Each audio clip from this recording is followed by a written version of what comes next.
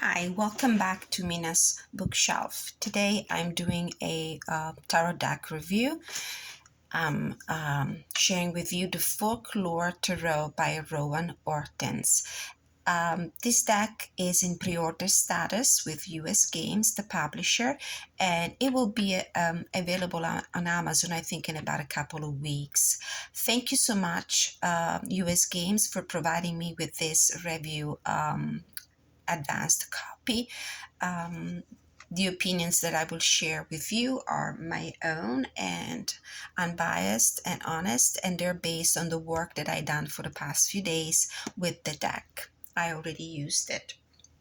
Okay, so this is a mass market deck, but by the look of it, if you didn't know that it was published by US Games, you would probably think it's an indie deck because it has a lot of the characteristics and the features that we normally find in an independently published deck. This is the beautiful two-part hard box with these spots of glossy color here. It opens with this new design here. We don't find the thumbs cutouts in the new boxes of US Games decks. We have this new design, which is very interesting. All around the bottom part of the box, there's also the spot gloss. Beautiful with these gradient colors, and these are themes that we'll find also throughout the deck in each of the cards. Guidance for today from ancient storytellers' wisdom. Inspired by rich mythological traditions, Folklore Tarot presents deep universal truths about the nature of our world. Though originating from diverse cultures, the stories of myth and legends share common themes, pathways, and archetypes, which are woven into powerful symbols of tarot. Folklore Tarot bridges the gap between the past and the present, bringing the wisdom of ancient beings to guide us on our current journey. Every pip card is illustrated with intricate floral elements, while the court cards and major arcana feature characters from world mythology. Includes 136-page illustrated guidebook and 78 gilt-edged cards printed with a unique combination of spot gloss and matte varnish, adding vibrant pops of color. So I did see a couple of posts on the US Games Instagram page a few weeks ago, and I was immediately smitten with this deck, at least from what I saw. It's beautiful. Great presentation, like anything that they've been coming up lately. So you can see the spot gloss and the gradient colors, and this will be the theme that will go throughout the entire deck. Now, I would like to draw your attention to one particular detail. As you can see from the previews of the cards here, and from the synopsis, the write-up in the back of the deck, they're very clear about the fact that this is a pip deck. So arguably, it could be a deck for more seasoned readers rather than people who are just starting now with their journey with the tarot. But if you put your heart into it, and if you're willing to learn, and if you rely on the guidebook, anybody can use a pip deck. I have no problems with that. In my situation, in my own personal case, I'm fine at this point of my experience with the tarot. I'm fine with pip decks. I'm fine with having memorized the meanings of the cards a long time ago, and I'm comfortable working also with numerology, which could be a way to use these cards as well. So let's take a look inside, and we'll go through each of the main points. Beautiful color inside. This is the chunky guidebook printed on beautiful glossy paper. There's an introduction. The reason why I'm angling everything like this time is because I want you to be able to appreciate the gradient colors and the UV spot, the spot glass, without interference from the light that comes from my window. Otherwise, it becomes a little difficult to discern the images. So this is the introduction. Then we go into the major arcana right away. There is a color thumbnail of the card, the number, the name, and 3 keywords for the upright meaning, 3 keywords for the reversed meaning, and then there is a very specific, accurate, detailed description of what you see in the card, which fantastical mythical creature you see in the card, or which folk tale, folklore, or myths each of the major arcana and the core cards have been associated with. And this is what I appreciated about this deck quite a bit. I have a few decks in my collections, and there's been quite a few releases lately of decks that refer to that have as a theme folklore, folk tales, fairy tales. But the disappointing thing about these decks that although beautiful in their artwork and presentation and everything, they lack in the guidebook a connection, a description of what you're actually seeing in the cards. What fairy tale does the artwork refer to?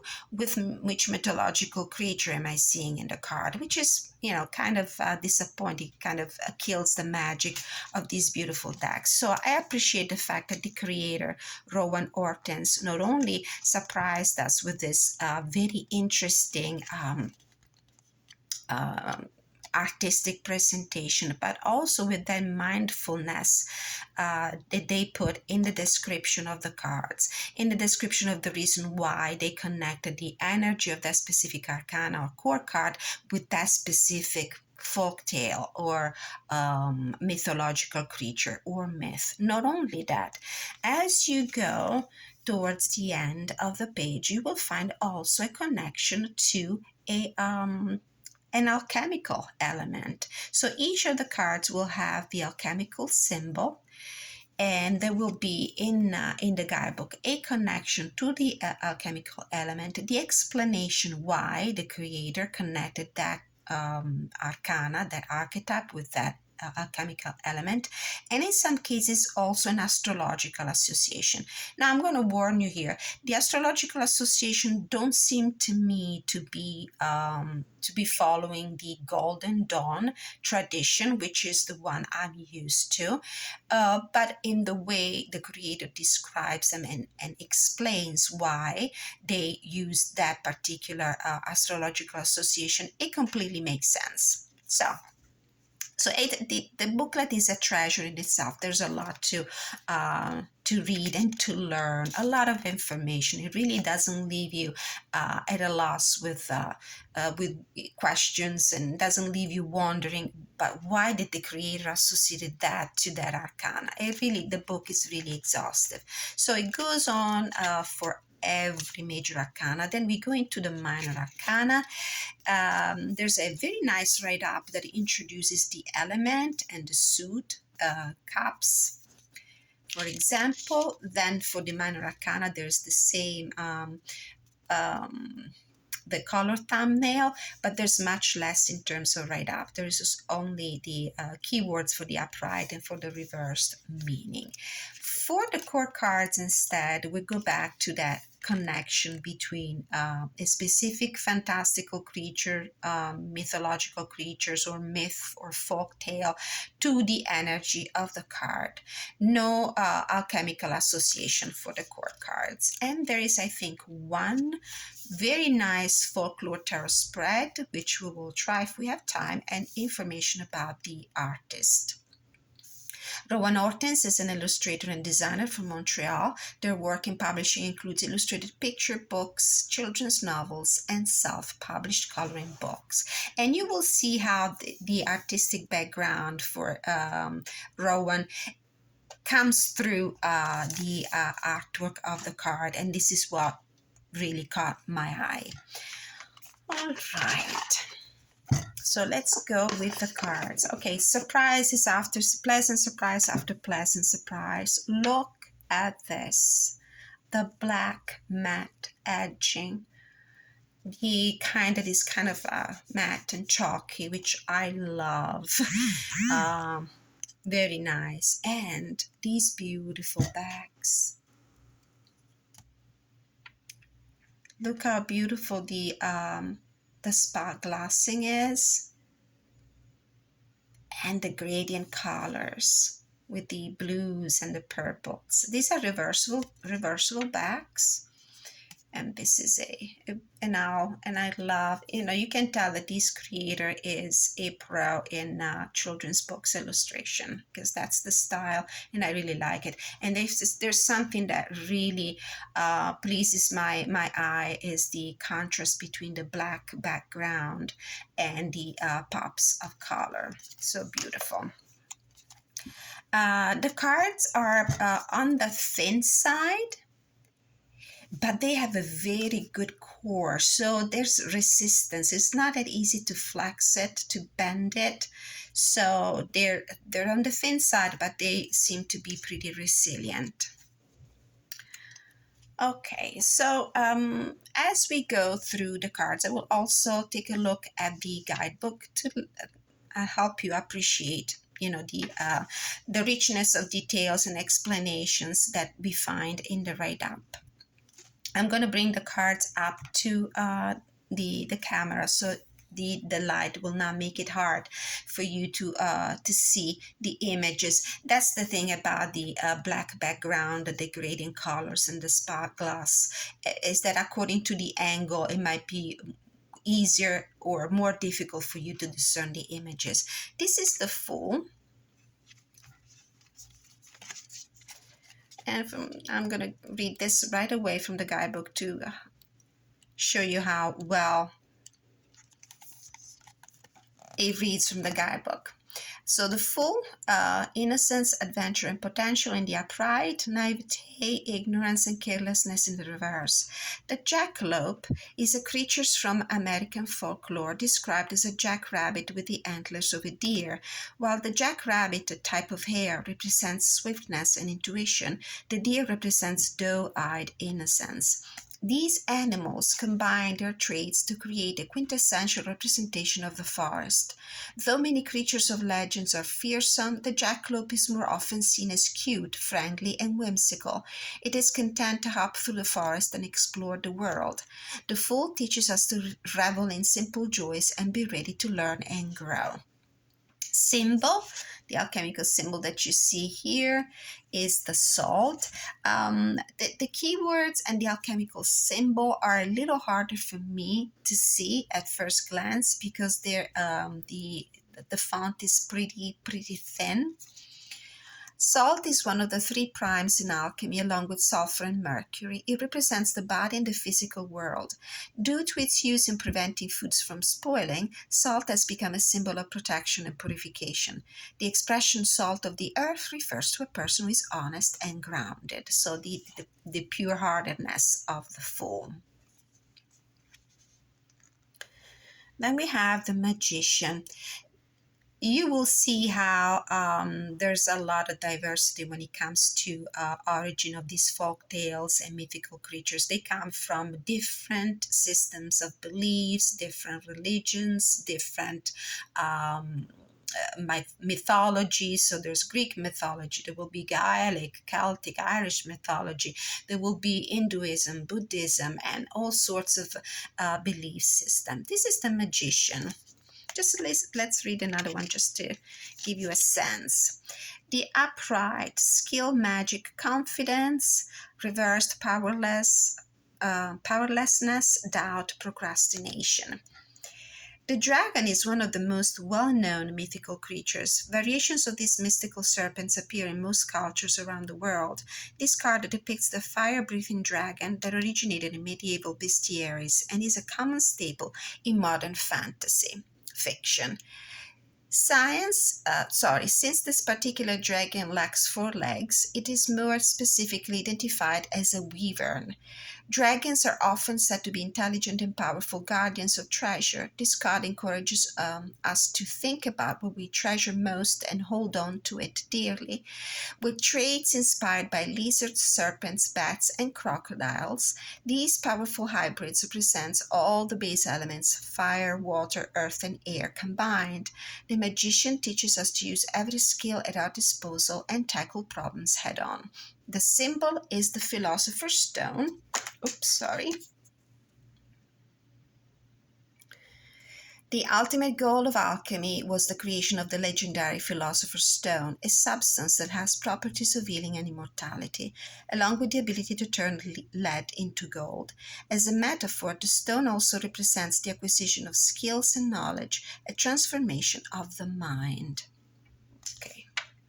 So see how mindful the creator has been in creating the connections for us between the choice of myths, the artwork, and the archetype, the energy of the archetype. This is the High Priestess. Now, I would like to give you at least a brief, very brief summary of what the guidebook says for each of these cards.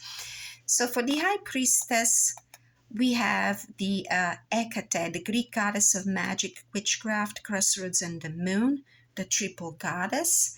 And here we have to pay a lot of attention to the detail because some of the things in the background are barely visible. If you don't angle the card in the right way. You can see the two canine companions in the back. You can see that one of the goddesses is holding a key, the other one is holding a dagger. So this is the only thing about this kind of artwork. Some of the details might go lost to your attention if you do not focus well on the images. Then we have the Empress. This is Asase Ya, goddess of fertility and earth, worshipped by the Akan people of Ghana. So an African goddess. The sun is going away. I might have to adjust the lighting. The alchemical symbol is copper, Venus, and female. Then we go into the Emperor card. This is, can you see the spot glass? This is Fudomiyo, an important divinity in Japanese Buddhism. It's a wrathful form of the Buddha Vairocana. He was originally a Hindu deity with the Sanskrit name Akala, who was later integrated into Buddhist religion tradition. Here we have the Hierophant, and we have the Vision Serpent, a creature that was revered by the Maya. The Lovers.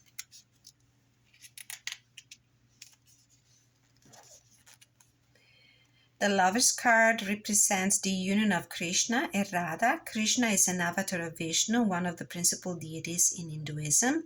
Radha is his consort and chief of the Gopiks, or milkmaids. While they both individually represent love, compassion, and devotion, they come together in an even higher union, symbolizing the absolute masculine and feminine forms of the divine. Alchemical symbol is the Gemini astrological sign. Then we have the Chariot. How can you better see this? Okay. Here we have the trickster god Loki. The horse became steel of Odin, the Norse god of war and wisdom. And then there is all a write-up about the legend. So it's plenty of information in the guidebook. For the strength and number 8, we have the ancient Iranian and Egyptian art, and this is the griffin, legendary creature originally depicted in ancient Iranian and Egyptian art. Alchemical symbol is the Leo zodiac sign. Adjusting the light a little bit.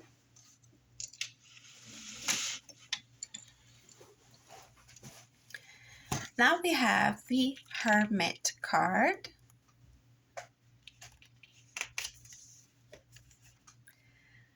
The card depicts the salmon of wisdom, a creature of Celtic lore that began as an ordinary salmon, but after consuming 9 hazelnuts that had fallen into the well of wisdom, it gained all the knowledge in the world. Alchemical symbol Pisces, which is not the zodiac sign that I normally associate with the Hermit. Hermit for me is Virgo, but that is the Golden Dawn tradition.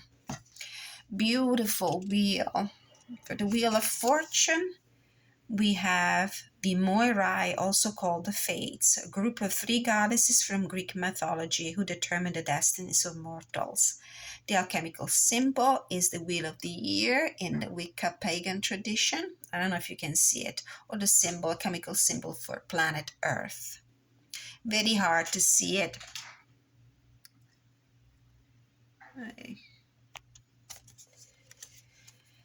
And then we go into Justice. Justice and number 11. Oops. Yeah.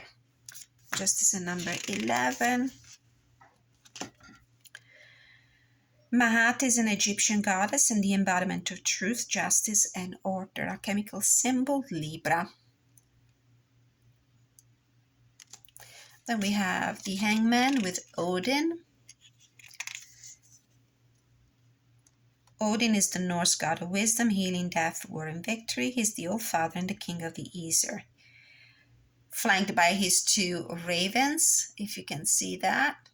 And of course the eye that he sacrificed in exchange for higher knowledge.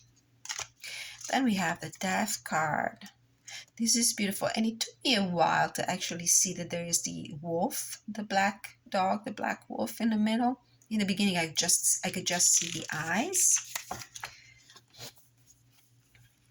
For the Death card, let's see what's the myth associated with it. Throughout the British Isles, there are tales of ghostly black dogs. Because of their association with graveyards, they're often perceived as being malevolent. However, there are also many stories of such dogs acting as guardians of the dead and the spirit world. And then you see all the, not only the bones, but also the nature, the organic elements, the mushrooms. So there's life that comes back after decay. Then we have Temperance. The lighting is terrible for this kind of artwork.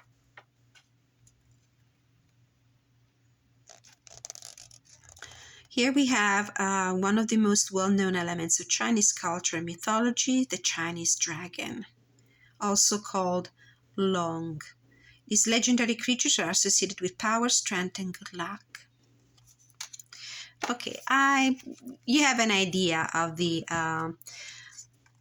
of how accurate and in-depth the description of the cards are in the guidebook. So we can go ahead just taking a look, appreciating the artwork. We'll probably read a couple of the core cards. This is the Tower. I think this is the Baba Yaga chicken-legged house. This is the Star, Moon.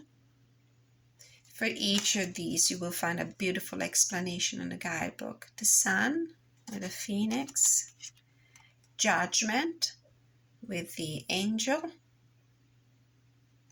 from the Judeo-Christian religion, the World with the Tree of Life. And then we go in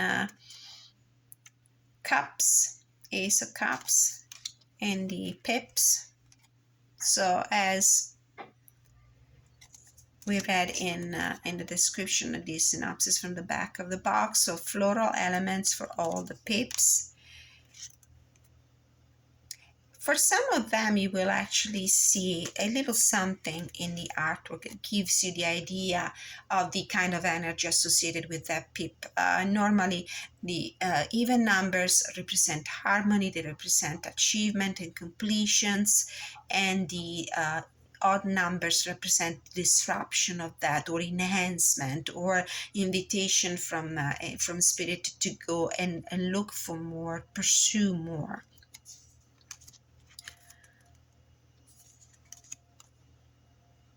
Seven of Cups, Eight of Cups, Nine of Cups.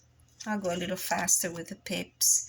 10 of Cups, and then this is probably one of my favorite cards. This is the Page, and there's a little seal here actually, and the myth it refers to is the Selkie, and the alchemical symbol is back. So for the look, I open exactly at the Page of Cups.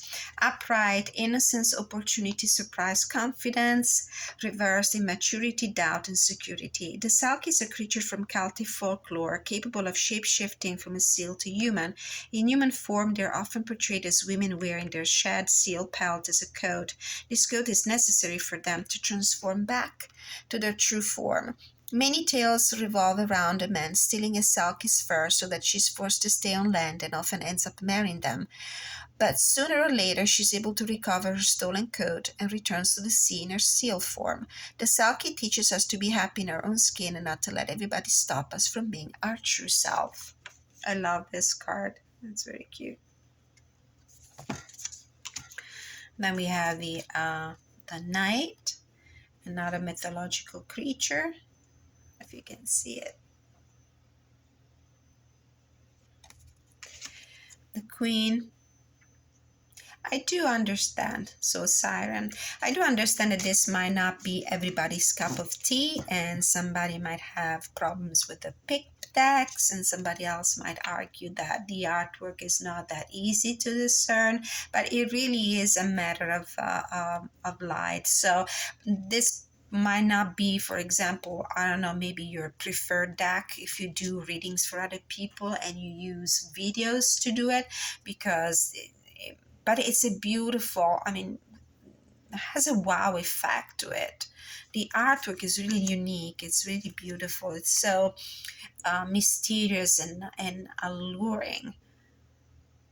I mean, it's great for personal readings. I used it.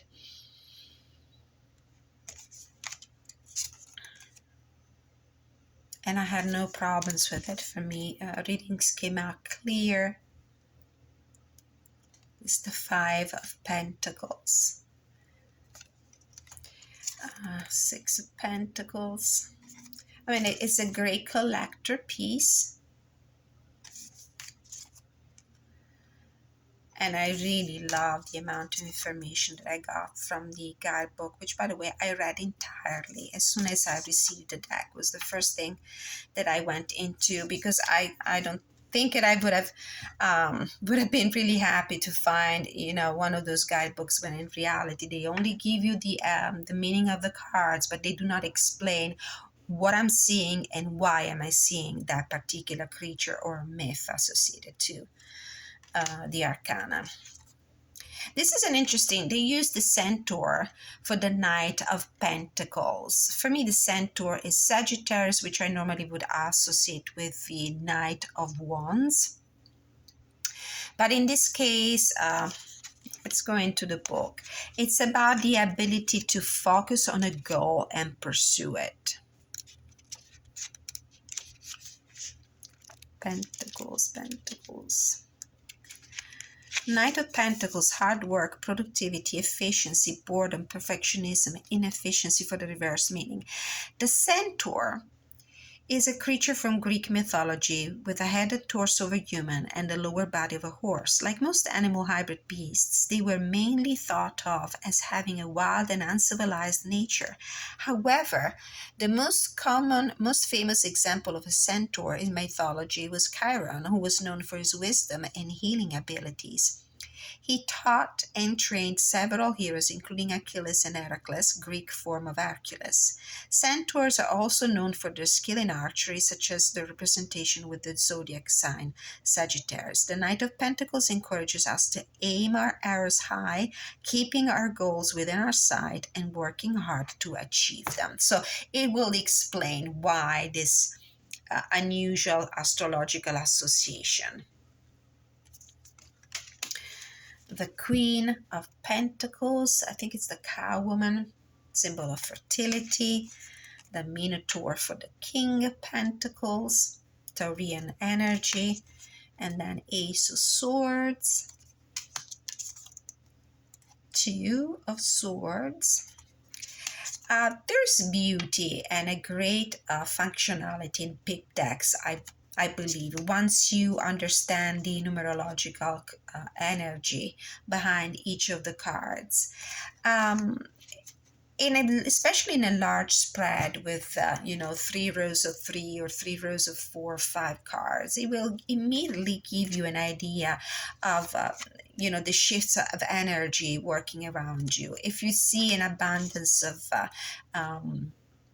major arcana, it's probably the reading is about major shifts, major energetical shifts around you. If there's an abundance of minor arcana, you know that you're reading with, the day-to-day life shifts, the down-to-earth, mundane, earthly, day-to-day changes in our lives. An abundance of court cards will give you the idea of, many people or and energies of different people playing around you and determining the events around you. The Page of Swords, the Knight of Swords with a winged horse, the Queen of Swords. Maybe we'll read this one because it's a really interesting. Queen of Swords. Communication, honesty, independence, perceptiveness, hostility, bitterness, and lack of objectivity. In Slavic folklore, the siren is a magical bird with the face and breasts of a beautiful woman. This creature is inspired by the sirens of ancient Greek mythology, which were originally depicted as bird and human hybrids, though they were later illustrated as mermaids. Like in the Greek myths, the Slavic siren is said to sing so beautifully that it enchants all who hear her. However, the siren has earned more positive association with happiness and paradise. According to some stories, only those who are truly happy can hear her song and follow her in order to catch a glimpse of this rare and elusive creature. This mirrors the elusive nature of seeking true happiness in life. It is not always an easy journey, but one worth undertaking. And then we have the Egyptian themed card with the King of Swords. There was also the Justice card that was Egyptian myth inspired. The Ace of Wands, Two of Wands, Three of Wands, Four of Wands, Five of Wands, Sun definitely went away.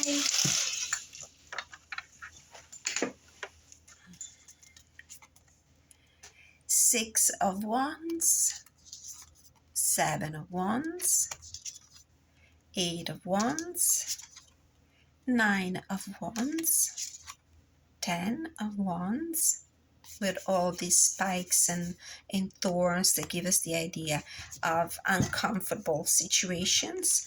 And then we have the Page with more mythological creatures. The Knight of Wands that I normally associate with the centaur or the Sagittarian energy. It's a unicorn. The Queen with Pele, the Hawaiian goddess, and the King, the genie from the Middle Eastern traditions. All right, so we're going to do the spread that is suggested in the guidebook. Oops. Let me mix the cards up a little bit.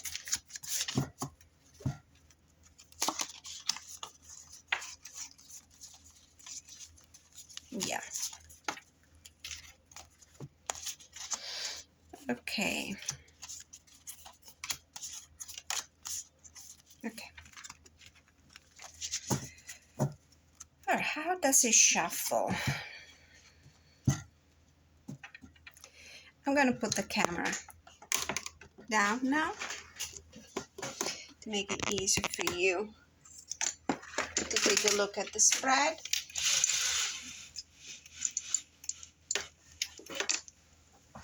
Okay.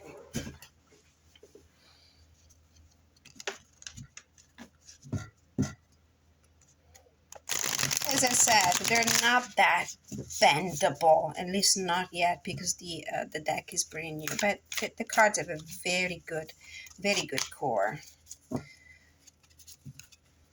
Some of the cards were stuck to each other when I opened the box. So be careful if you decide to purchase this deck and you realize that some of the cards are stuck to each other. Bend them a little bit, like I did, like this, and then slide them like that, because you might chip them a little bit on the sides if they're stuck. So, oopsie daisy. The Ace of Pentacles and the Ace of Swords fell out. Okay, I'm going to cut the deck in 3 parts, and I'm going to take from the top of the deck, and these are the questions for the spread. So the Hero card represents who you are. What situation do you find yourself in? And we have the 9 of Pentacles. So this is a card of great achievements. This is a card and the energy of somebody who's been working really hard and now is enjoying the rewards of their hard work. They're enjoying their personal paradise. In love relationship, this could be, if there's a love interest, this could be the card of the person who is absolutely independent, probably a bachelor or a bachelorette. The quest: what challenges are you currently facing? The world. Now, the challenge is to bring something to completion. You did your hard work. You did put the hours in. Now it's about bringing something to its final putting the final touches on a project, putting the final touches on something, a task you've been focusing on. The third card represents the swords. What do you need to help you with your task? Judgment. Well, this is the angelic intervention with the angel card here. This is somebody who has probably the wisdom that might help you review your task before. Let's say if you're working on something that needs to be submitted for work, this is somebody that might help you review your work, just to give you somebody who can give a second sight, a second look at what you have done. If it's not a person, what you could do, what can help you is going over your work one more time, to take a look at every detail, to see if you have missed anything, because this is the card of the second chances. Next card, the monster. Who or what is slowing or preventing your progress? Three of Swords. Maybe it's your attitude of being disappointed with what you have done. This idea of not being happy, feeling as if you have made mistakes, not being satisfied with what you have done. So it's a personal monster. It's your judgment. You might be a little too harsh judging your own work. Next one, the book. What lessons do you need to learn? The Empress. Well, it's a lesson in creativity. I do feel like you do have all the imagination, all the creative power that you can master. You have to believe in your ability to produce, in your ability to create. And the last card represents the journey. How will you change or grow as you overcome this issue? The Priestess. You will reach higher knowledge, a higher level of knowledge. You will also learn how to trust your intuition, which you should trust more than you do. Consider this Three of Swords here, this monster card, the thing or the person or the attitude that is kind of blocking you. So this was the Folklore Tarot by Rowan Ortins, published by US Games. Please like, share, subscribe. Let me know, what do you think about this deck? Is this a deck you would give a chance to? And how would you work with